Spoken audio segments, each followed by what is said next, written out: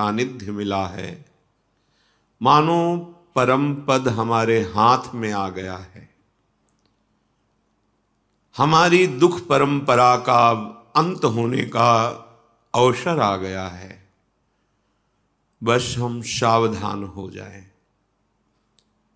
कहीं हम ऐसी महामूल्यवान कृपा को साधारण भोगों में समय व्यतीत कर अपमानित न कर दें। बहुत बड़ी कृपा हुई है।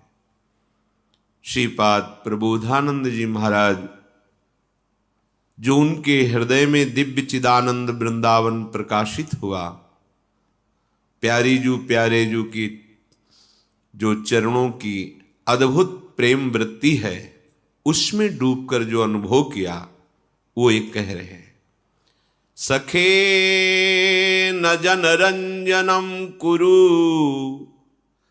कदीन्द्रियाणाम सदा विधेहि बहुगंजनम प्रणय भंजनम सर्वतः हठम न कुरु बंधने सुतकलत्र मित्रादिके वपुर्व्यये समीहया निवत्स वत्स वृंदावने। हे सखे, हे मित्र, मेरी बात मान लो। अब लोगों के रिझाने में अपना समय बर्बाद मत करो। यदि हम भजन करेंगे तो लोग क्या कहेंगे, तो हमें लोगों के अनुसार चलना है। तिलक लगाएंगे, कंठी बांधेंगे, सद आचरण करेंगे, तो लोग क्या कहेंगे। ये जो बहुत ही हानिकारक वृत्ति उपासक के हृदय में रहती है, इसका त्याग कर देना चाहिए। ये बहुत हानिकारक वृत्ति है। सतमार्ग के भागवतिक चिन्हों को धारण करना और भगवत भजन में रुचि प्रकट करना, साधु संग करना, सतशास्त्रों का स्वाध्याय करना और उनके अनुसार अपनी दिनचर्या करना, ये तो बहुत वंदनीय, प्रशंसनीय, वांछनीय बात है। इसके लिए हमें लज्जा थोड़ी करनी है। ये बहुत बड़ी हानि की वृत्ति है कि लोग हमें क्या कहेंगे, ये छोड़ देना चाहिए। हे मित्र, कितनी करुणा करके बात कर रहे हैं, कितनी ऊंचाई पर विराजमान महापुरुष जो ज्ञान की चरम सीमा और प्रेम की चरम सीमा को प्राप्त हैं, वो कह रहे हे मित्र, कितनी करुणा करके बोल रहे हैं। सखे न जनरंजनम कुरु, लोगों के रिझाने के लिए तुम कुछ मत करो। ये प्रसन्न हो जाए, ये प्रसन्न हो जाए, ऐसा नहीं। सतमार्ग का त्याग करके, यहां आंतरिक भाव ये है। आप बार बार वृंदावन जाएंगे, आप भजन करेंगे, आपके परिवार के जन विरोध करें, आप तिलक लगाए, कंठी बांधे, आपके परिवार के जन, लोक व्यवहार के जन आपका उपहास करें, आपको इस बात पर ध्यान नहीं देना चाहिए, क्योंकि ये असत क्रिया नहीं। देखो, संसार बड़ा माया के प्रवाह में बहता हुआ जा रहा है, इसलिए मंद बुद्धि होती जा रही। जो निंदनीय कार्य हैं उनकी तो कोई निंदा नहीं करता। मदिरा पीना, परस्त्री गमन करना, या द्यूत कीड़ा जुआ खेलना, या चोरी करना, हिंसा करना, छल कपट करना, ये निंदनीय बात है। पर कभी आप नहीं देखेंगे कि ऐसे कोई चार लोग उसको नीचा दिखा रहे हैं कि तुमने ऐसे नीच कर्म किए, नहीं करना चाहिए। पर जब आप कंठी तिलक धारण करके, हाथ में माला लेकर कुछ समय ठाकुर सेवा, पाठ, स्वाध्याय आदि, तो आपका विरोध होने लगेगा, फिर आपका उपहास करने लगे। इसका मतलब समझिए, आप सतमार्ग के पथिक हैं। आपके साथ ऐसा होने पर आपकी भक्ति की उन्नति होगी, और यदि आप विचलित हो गए तो फिर उपासक ही किस बात के, आपकी निष्ठा क्या रही। तो हे सखे न जनरंजनम कुरु, ये सब प्रसन्न हो जाए तो हम माला छोड़ दें, कंठी तिलक छोड़ दें। वो कह रहे हैं कि ये पियो तो हमारे मित्र, ये खाओ तो हमारे परिवार के, ऐसा चलो नहीं भाई। अपने जीवन का कर्म अपने आप को भोगना होता है, इसलिए आपकी रुचि, आप जैसा भगवान प्रेरित करें चलो, हमें जैसा भगवान संत जन गुरुजन शास्त्र प्रेरित करता है हम वैसे चलेंगे। किसी की निंदा नहीं करनी, पर कोई निंदा करे तो सहनी है, उसका विरोध नहीं करना है। हमें कोई भी ऐसे असत आचरण नहीं करने कि सामने वाला प्रसन्न हो जाए, असत आचरण। सखे न जनरंजनम कुरु। आगे कह रहे हैं कदिंद्रियाणाम सदा विदेहेयी, ये जो दुष्ट इंद्रियां हैं इनका भी दुलार बंद करो। ये खवा दो, ये दिखा दो, ये सुंघा दो, ये भुगा दो, बार बार प्रेरित करती रहती हैं। अगर हम इनको नहीं देते तो हमें जलाती हैं। जैसे हम लोगों के अनुसार न चले तो निंदा करते हैं, तो ये कितना जलाएंगी?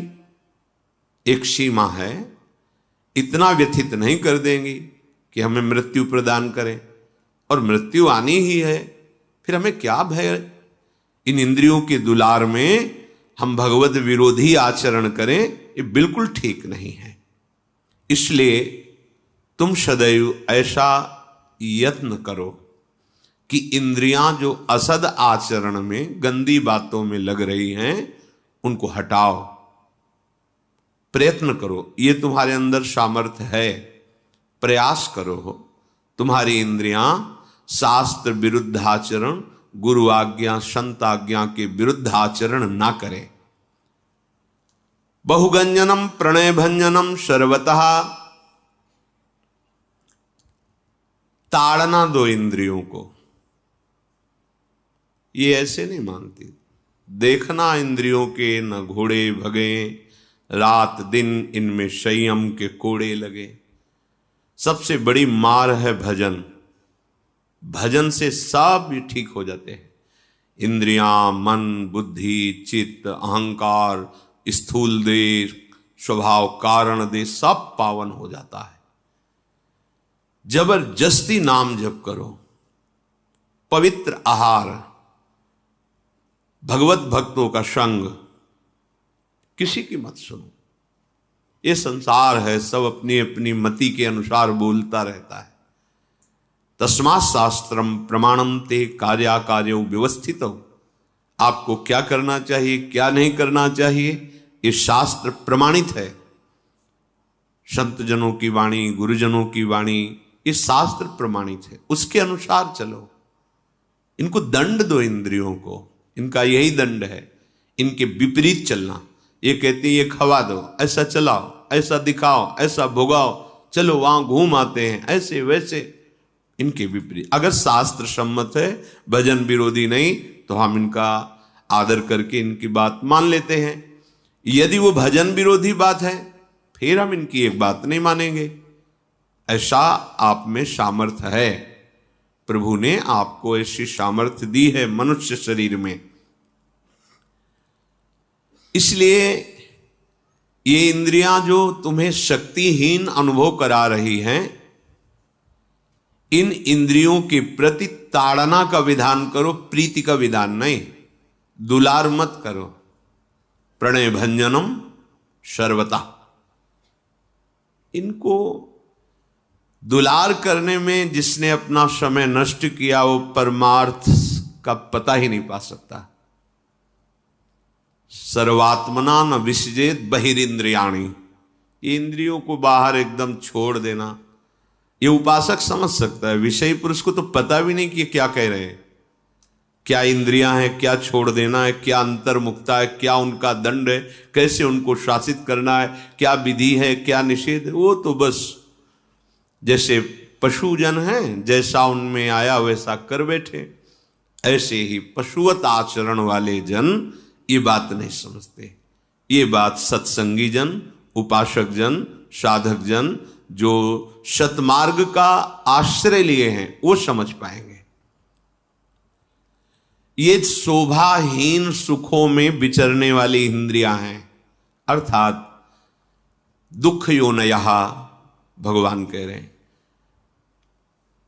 इंद्री और मन जब किसी एक विषय का स्वाद लेते हैं तो तन्मयता होने के कारण वो एक सुखद अनुभव होता है, अन्यथा उसमें सुख नहीं है। विषय चुगा जिन चुगय मन, चुगत कछुक सुख होए, फिर फांसी ऐसी परे तेसम दुख न। श्री ध्रुवदास जी महाराज, चुगने के समय ऐसा लगता है कि भोगने के समय सुख है, क्योंकि आपकी उसमें प्रियता है, तन्मयता है। इसलिए सुख और शोभाहीन विषयों में इंद्रियों को दुलार मत करो, इनके प्रति ऐसा विधान करो कि भगवान के भजन में लगे। हठम न करो, हठ करके भोगों की तरफ मत जाओ, हठ करके भजन की तरफ लगो। सामर्थ्य का प्रयोग दूसरों के सताने में मत करो, सामर्थ्य का प्रयोग दूसरों को सुख देने में, बचाने में करो। अगर तुम्हारे पास ऐश्वर्य है तो भोग विलासिता में, पापाचरण करने में मत लगाओ, धर्म में लगाओ, दूसरों को सुख देने में लगाओ, भगवत आराधना में लगाओ। तुम्हारा जीवन प्रतिपल आनंदमय सुखमय हो जाएगा। बुद्धि भगवान ने तुम्हें दी है तो उस बुद्धि के द्वारा इंद्रिय मन को अपने अधीन करने की बात सोचो। बुद्धि के द्वारा असत आचरणों की प्राप्ति के लिए इंद्रिय और मन के अधीन होकर आचरण करना कितनी निंदनीय बात। तुम्हें बहुत कुछ प्राप्त है, तुम अपने आप को समझो, जागो। तुम मोह निद्रा में सोते हुए जो पापाचरणरत ये सब क्रियाएं, इनसे जागो। दुलार मत करो इंद्रियों का, हठ मत करो, बात मान लो। श्रीपाद करे हठम न करो। बंधने सुतकलत मित्रादि के वपुर व्यय, समीहया निवस वत्स वृंदावने। अय वत्स, हमारी बात को समझ लो। ये जितने संबंध है तुम्हारे किसी काम में आने वाले नहीं। इनकी आसक्ति तुम्हारी दुर्गति का कारण बन जाएगी। यही आसक्ति तुम्हें भजन नहीं करने दे रही, तुम्हारे स्वरूप का अनुभव नहीं होने दे रही, तुम्हें मुक्त होने नहीं दे रही, तुम्हें महासुख में निमग्न होने नहीं दे रही। हठ मत करो, इस आसक्ति से अपने आप को बचाओ। उन्हीं के बीच में रहो, प्रभु के होके रहो, प्रियाजू के होके रहो। उनका आश्रय स्मरण आपको ऐसे परिवार में रखेगा जैसे कीचड़ से प्रकट हुआ कमल जल में ही रहता है, पर ना कीचड़ स्पर्श करता है उसको और ना जल, रहता उसी में है। जो जल में कमल का फूल रहे, ऐसे आप संसार में रहते हुए बंधन मुक्त, जीवन मुक्त हो जाएंगे। हे मित्र, हे वत्स, हठ मत करो, आसक्ति में मत फंसो। इंद्रियों को विषयों का संयोग अधर्म पूर्वक कराकर सुख होने की लालसा का त्याग करो। और मेरी अगर प्रार्थना जच जाए तो व्यवस्था बन जाए तो इस शरीर को वृंदावन में छोड़ो। बात क्या आंतरिक, कि अगर कहीं ऐसा विधान बन जाए कि आप अखंड वृंदावन वासी बने और यहीं आपका शरीर छूटे, तो जो बड़ी बड़ी साधनाओं से लाभ नहीं मिलता वो लाभ मिल जाता है। श्रीपाद कह रहे हैं, राधा माधवयोर यशांसि सततम, गायस्तथा कर्णयन्, तज्जीवे सुच वर्णयन् समरसैः, संभूय संत कर्यन्, कुंजम कुंजमनारतम बहुपरिस्कुर्वन् महाभावतो, देहादौ कृत हेलनो दैत हे, वृंदाटवी मावश। हे दैत, हे प्यारे, मेरी बात मान लो। देखो, जैसे माँ अपने बच्चों को दुलार करती है, जो संत जन हैं जिनके हृदय में भगवान की भक्ति का हर समय मधुर नृत्य होता रहता है, उनका हृदय इतना करुणामय होता है, क्या दे दूं, क्या बता दूं, क्या करूं जिससे सब सुखी हो जाए। जैसे मां का हृदय, आप भले मां को आप कटु वचन कहें, मां की अवहेलना करें, पर वो अच्छे से अच्छे पदार्थ चयन करके आपको पवाना, आपको सुखी देखना, खेलते देखना, ये उसका हृदय है, उसकी बुद्धि नहीं है, ये उसका हृदय है। बुद्धि से वो तुम्हें डांट सकती है, लेकिन हृदय उसका हर समय दुलार करता रहेगा। ये महापुरुषों का ऐसा हृदय है जो हर समय चाहता रहता है क्या सूत्र निकालूं जिससे सबका कल्याण हो जाए, कौन सी ऐसी बात बता दूं जिससे सुखी हो जाए। जो प्रभु के आनंद में मगन महापुरुष हैं। श्रीपाद कितना प्यार कर रहे हैं, हे दैत, ये शब्द भगवान के लिए है, हे प्यारे, पर वो हमारे लिए बोल रहे हैं, हे प्यारे, हम सबको कह रहे हैं। देखो एक बात मेरी मान लो, यश का निरंतर गान करो तो सिर्फ राधा माधव के, हरि यश गान करो, प्रियाजू का यश गान करो। किसी भी भगवान के जो लीला चरित्र, अवतार चरित्र हैं, ये सब पावन करने वाले हैं, इनका ही यश गान करो। श्रवणेंद्रिय से केवल इनका ही यश सुनो, चुगली निंदा प्रपंच की बातें मत सुनो। जो प्रिया प्रीतम में उन्मत्त हैं, ऐसे भक्तों के समीप बैठ करके प्रभु की वार्ता सुनो, प्रभु की वार्ता करो। देखो मोबाइल से सुनना बहुत अच्छा है, सुनने को तो मिल रहा है, लेकिन यहां बैठ करके सुनना एक अलग स्वरूप है, क्योंकि ये परम पावन प्रियाजू की चरण चिन्हों से युक्त भूमि है जहां बैठे हो, और परमाणु है यहां। इन परमाणुओं के साथ भक्तों के संग में जब आप सुनते हैं तो एक विशेषता होती है। अब सौभाग्य प्रतिदिन ऐसा नहीं है तो हम सत्संग का लाभ लें, उससे वंचित क्यों रहें? सुने, यंत्र के द्वारा सुने, पर विशेष बात श्रीपाद कह रहे हैं कि कहीं ऐसा सौभाग्य हो कि प्रभु के भक्ति में, प्रेम में जो आनंदित हैं भक्तजन, उनके निकट बैठकर, उनकी सभा में बैठकर सुनने को मिले। साधु समागम, भगवान आज बहुत प्रसन्न हुए, मुझे साधु समागम दिया। साधु समागम बैठकर सुनना, इसका कुछ विशेष लाभ है। अगर ऐसा ना होता तो कैलाशपति भगवान शंकर हंस रूप धारण करके काकभुषुंड जी की सभा में क्यों बैठते? शिव रूप में आते तो काकभुषुंड जी साष्टांग प्रणाम करके ऊपर बैठालते। जगत गुरु महावैष्णवाचार्य भगवान शिव के आगे कौन बोल सकता है? लेकिन है कुछ स्वाद सुनने में, तो अपने को हंस रूप में आकर सभा के बीच में से बैठ जाते। परम ज्ञानी श्री हनुमान जी महाराज जहां भगवान का चरित्र होता है, गुप्त रूप में कोई न कोई वेश रख कर आते सुनते। भगवत प्रेमी महात्मा सभा में, ये बहुत बड़े सौभाग्य का विषय है। जो प्रभु के आनंद में मगन रहते हैं, ऐसे भक्तों के निकट बैठ करके भगवत चर्चा करना और भगवत चर्चा सुनना। ऐ मेरे मित्र, समरस रसिकों का संग प्रेम प्रकट कर देता है। समरस इष्ट मिले और मन मिले, मिले भजन रस रीति। अब जो मन में आया सो बोल रहे हैं, जहां मन में आया, जहां की बात जैसे वैसे। इष्ट मिले, मन मिले, मिले भजन रस रीति, तहां निसंक होए मिलिए, तासों कीजे प्रीति।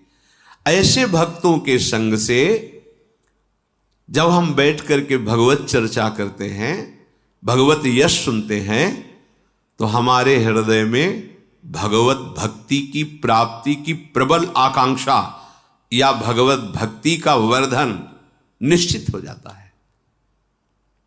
दो प्रकार का सत्संग होता है। एक होता है बहुत संशयात्मा वृत्ति वाला उपासक जब साधु संग करता है तो उसे बहुत काल सत्संग करना होता है। जब बहुकाल करी सत्संगा तबई होए सब संशय भंगा। और एक होता है विश्वासी भक्त, सीधा सरल स्वभाव, जो बोला स्वीकार कर लिया, उसके लिए ज्यादा समय नहीं लगता है। वो तो तात स्वर्ग अपवर्ग सुख धरी तुलाए कंग, तूल न ताय सकल मिल जो सुख लव सत्संग। एक बात पकड़ ली, अध्यात्म की ऊंचाई पर चढ़ गया। अपने इष्टाकार, अपने आराध्य देव की सेवारत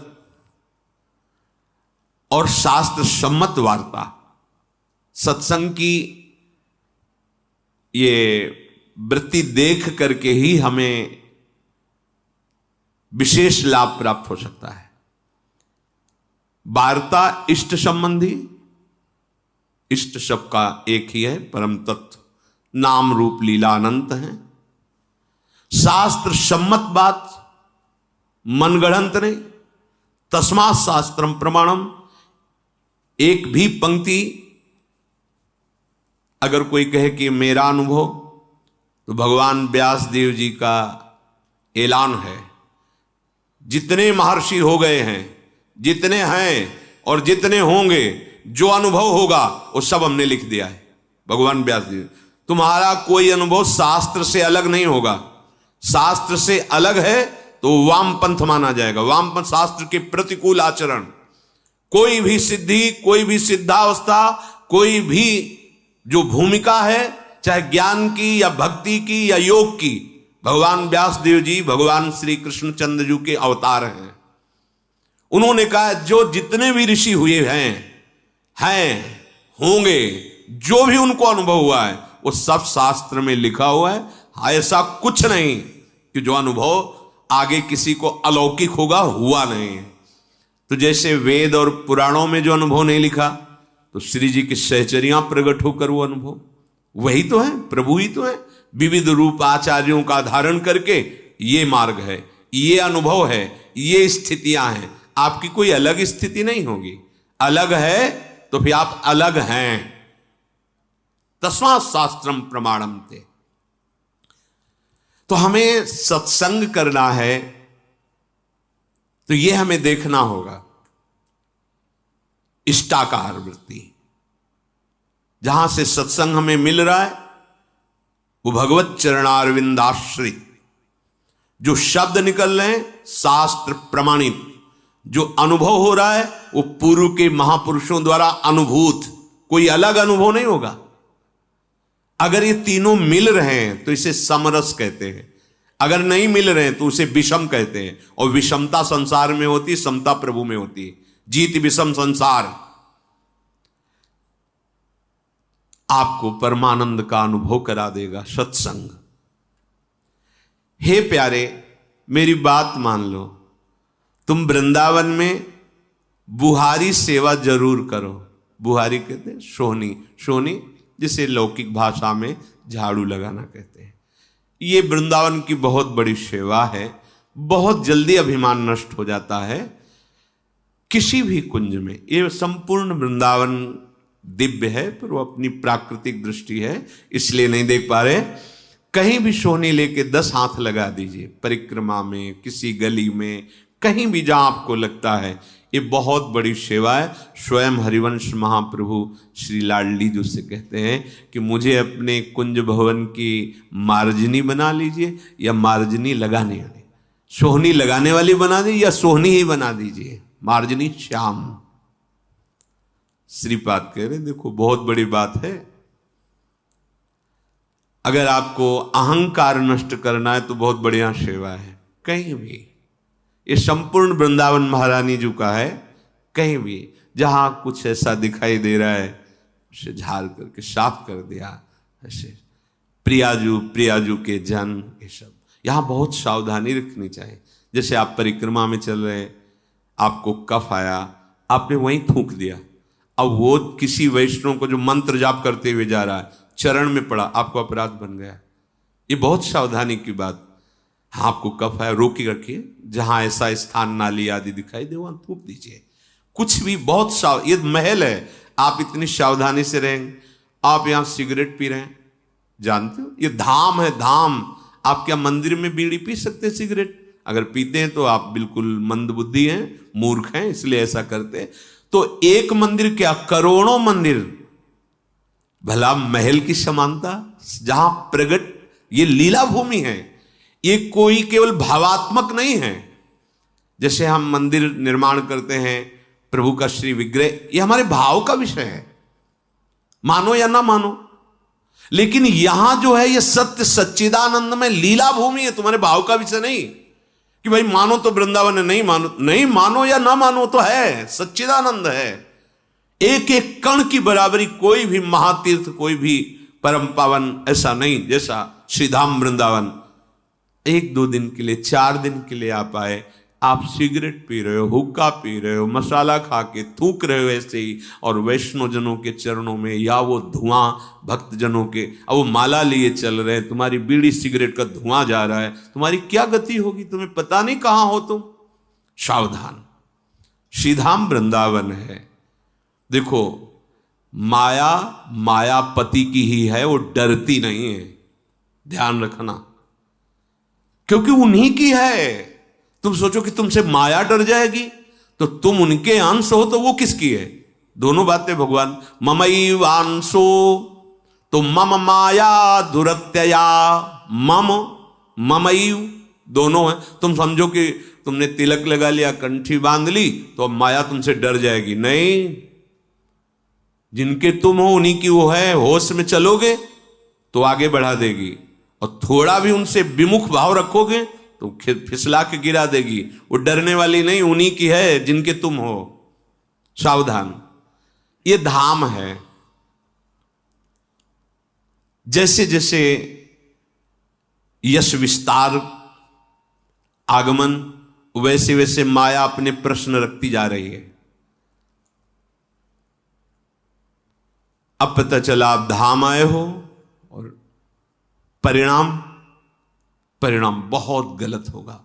आप यहां आके मदिरा पान करें, आप आकर के यहां संसारिकता का बहुत हानि का विषय है। ये परम पावन धाम है। 1 दिन के लिए आओ, 2 दिन के लिए आओ, आजीवन रहो, जैसा श्री जी आपका विधान करें, पर इस भाव से आओ कि मैं जा आ रहा हूं धाम।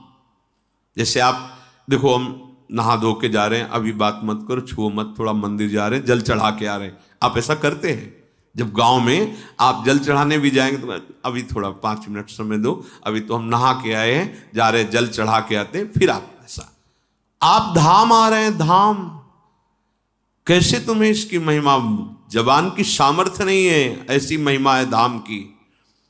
सेवक जी महाराज कह रहे हैं, हौ लघुमति नहीं लहो प्रमाणा, जानत श्री हरिवंश सुजाना। ये महाप्रभु कह रहे हैं, यथामति प्रणवं, पूरा महिमा जो वृंदावन को तो आ ही नहीं रही बुद्धि में कि कैसे कहूं, बस केवल प्रणाम करता हूं, उनकी कृपा से जो कुछ आ रहा है वो वर्णन कर रहा हूं। ये वो अपरिमित महिमा वाला धाम है जो प्रिया प्रीतम को, सुख सिंधुओं को सुख पहुंचा रहा है। यहां अगरबत्ती, अगर धूप, चंदन, केसर, इत्र, इसको आप भाव करो, थोड़ा इत्र लेकर के कहीं भी ऐसे 4 फूल डाल दिए, मेरी प्रिया जो यहां से विचरण करेंगे, पक्का पक्का। महारानी जी का महल है, सहचरियों की दृष्टि है, आप ऐसा ना समझो। जैसे विशिष्ट किसी राजाधिराज का भवन होता है तो वहां सब तुमको दिखाई देंगे तैनात, चेकिंग वाले, अलग अलग अलग सब। यहां ऐसे ही है, आप ऐसा ना समझो। ये अव्यक्त चिदानंद धाम है। प्रगट में जो दिखाई दे रहा है वो हमारे प्रगट नेत्र इतनी ही क्षमता के इसलिए देख पा रहे हैं, तो ऐसा ना समझो कि कोई है नहीं। हर समय यहां भारी सुरक्षा लगी हुई है, तुम्हें पता नहीं, भारी सुरक्षा तुम्हारे कर्मों का नाश करके सच्चिदानंद तत्व में स्थित कर देना, इस रजकण का प्रभाव है। बहुत ही हाथ सावधान। 2-4 दिन नशा नहीं करोगे तो मर थोड़ी जाओगे, मान लो आप संसार में करते हैं, 2 दिन का अवसर मिला है तो बीड़ी सिगरेट हुक्का नशा नहीं करोगे तो मर नहीं जाओगे। 2-3 दिन आपने अच्छे व्यतीत के भजन किए, फिर स्वभाव तुम्हें गिरा रहा है, फिर पतित कर रहा है, तो ये बचाएगा 2-3 दिन वाला कार्य। 2-3 दिन जो धाम बास करके गए ये तुम्हारे हिसाब में बहुत बड़ा मंगल विधान कर देगा।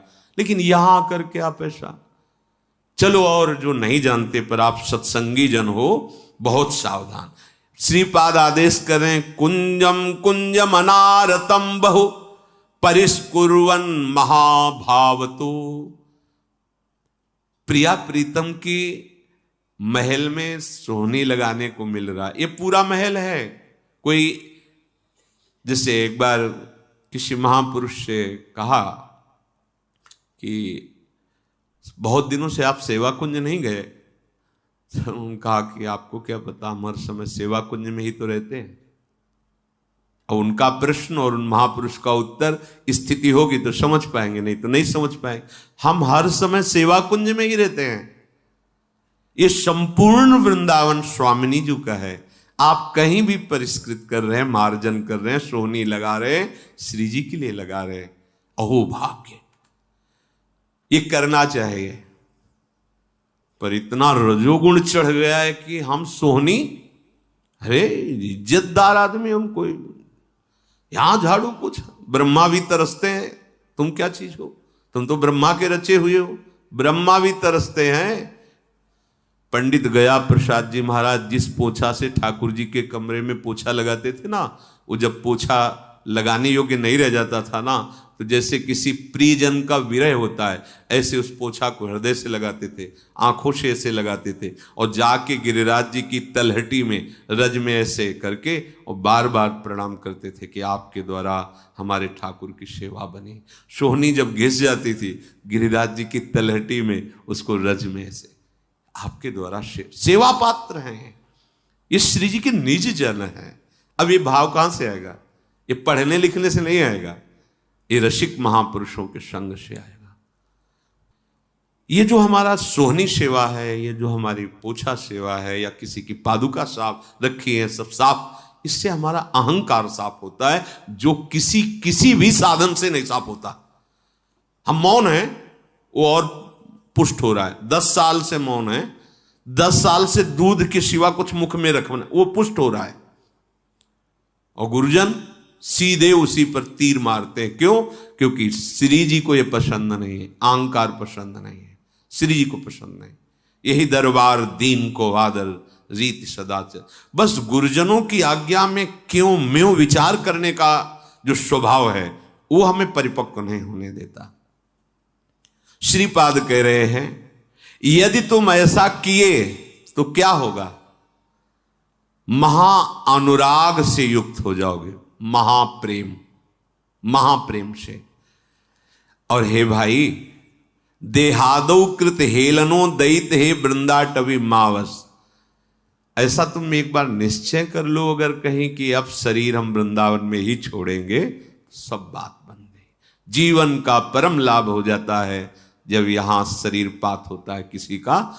प्रियाजू की सहचरियां कृपा, ये सहचरियों का देश है। यहां ना यम या यमराज के पार्षद प्रवेश नहीं करते, यहां भगवान के पार्षद भी प्रवेश नहीं करते, यहां सहचरियों का शासन है। वृंदा देवी यहां की मुख्य प्रधान सेवा संपादन के लिए हैं। और प्यारी जू की प्रिय सहचरियां, जो यहां शरीर छोड़ता है, भारी अपराध बन गया है, तो एक जन्म यही उसका होगा, इसके बाद वो परम पद का अधिकारी, श्री जी के चरणों का अधिकारी हो जाएगा। इसलिए हे प्यारे, हर समय राधा माधव का जश गाओ, जश सुनो, और धाम जब आओ तो बड़ी सावधानी से यहाँ लाभ लेकर के जाओ। प्यारे जो विराजमान है, ऐसी भावना से आओ।